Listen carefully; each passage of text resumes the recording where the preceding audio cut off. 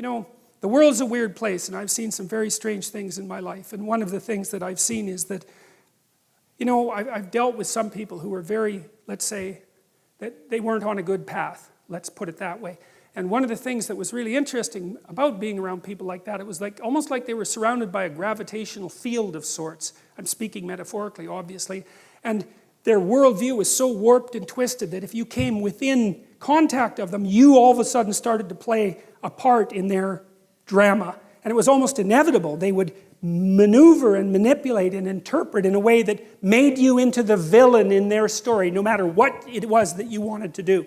And unless you've encountered something like that, and many of you probably have, you don't know how powerful a pull that is. And so it's certainly possible that someone can act in a like a gravitational object and bend things around them to fit their narrative, their unhappy and tragic narrative. But I've seen the opposite too, you know, where people who were aiming upward with the best of their ability, and because of that, they had a positive effect on the people around them, and that ordered things around them in profound ways. And I think it's an open question, the degree to which the cosmos would order itself around you properly if you got yourself together as much as you could get yourself together. I mean, we know that things can go very, very badly wrong if you do things very badly wrong. There's no doubt about that. But the converse is also true. If you start to sort yourself out properly and then you have a beneficial effect on your family, I mean, first of all, that's going to echo down the generations, but it also spreads out into the community. And we are networked together. You know, we're not associated linearly. We all affect each other. And so it's an open question, the degree to which acting out the notion the notion that being is good, and the notion that you can accept its limitations and that you should still strive for virtue. It's an open question how profound effect that would have on the structure of reality if you really chose to act it out. And I've seen things, as I said, in my life that indicate that I do believe there's a metaphysical element to life as well as the rational, practical element. And I think there are times when those two things come together, and I've seen that happen.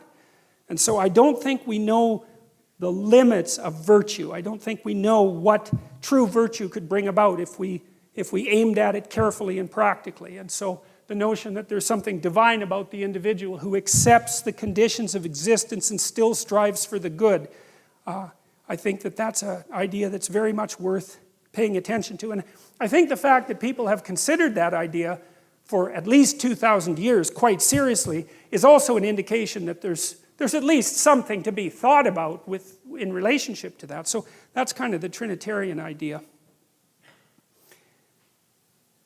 Same idea there. And you see, it's interesting too, because you have God the Father, essentially, who's coming out of this strange, you see, this isn't the sky exactly, and you see this very often in these old pictures. It's not exactly the sky, whatever the heaven was that people believed in. It's something it's like the sky opens and there's a dimension beyond the sky. It's something like that. And I wanted to show you this too, just to show you that this isn't only a Western conception.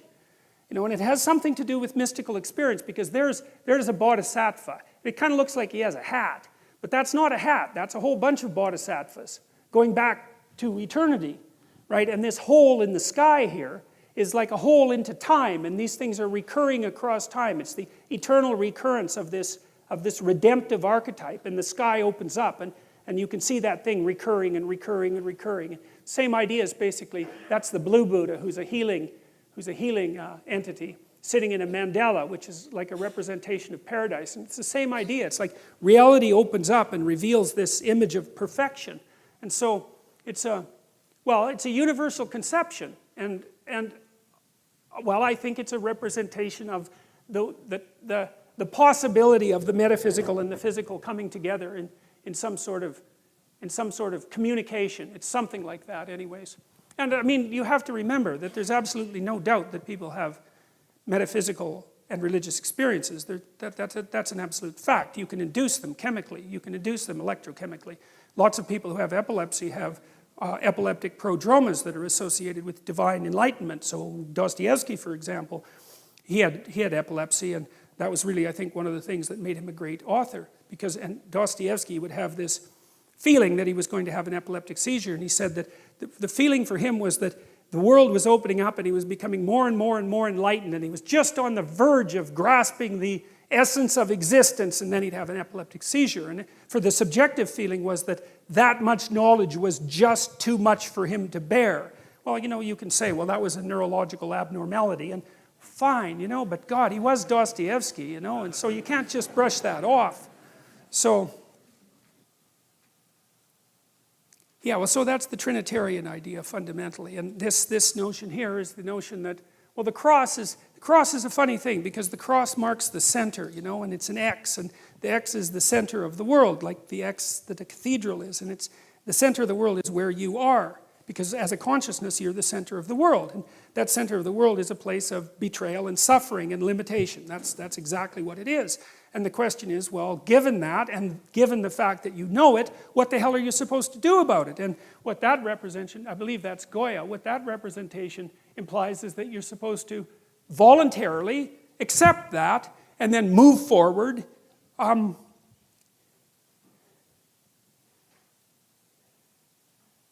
Well, in good faith and with courage, that's the notion, and that you're supported. You're supported by your tradition, and that's why you need your tradition too. That's why you need to be embedded in your tradition, because without that, without the support, let's say, of your father, and I mean that both practically and metaphysically, without that behind you, without the knowledge of you as both a biological and a cultural creature, without that depth of knowledge, you don't have the courage to do it, because you don't know what you are, what you could be. And so without that, because you're a historical creature, you know what, students ask me sometimes, why study history? It's like, well, because history is about you, that's why. It's like, history tells you who you are. You can't tell who you are because you only live a little while. How the hell can you figure out who you are? So you need all this collected wisdom and all this dream-like information and all this mythology and all this narrative to inform you about what you are beyond what you see of yourself. And you know, you're pummeled down and people picked on you and there's 50 things about you that are horrible, and you know, you've got a self-esteem problem, you're sort of hunched over, and you've got all these problems, you know, and so it's not easy to see, let's say, the divinity that lurks behind that, unless you're aware of the heroic stories of the past and the metaphysics of consciousness, let's say. I don't think that you can have the courage to regard yourself as the sort of creature that can stand up underneath that intense existential burden and move forward in courage and grace. And of course, that's part of the reason that I'm talking about these biblical stories, and it's 9:30, so we're going to have to stop.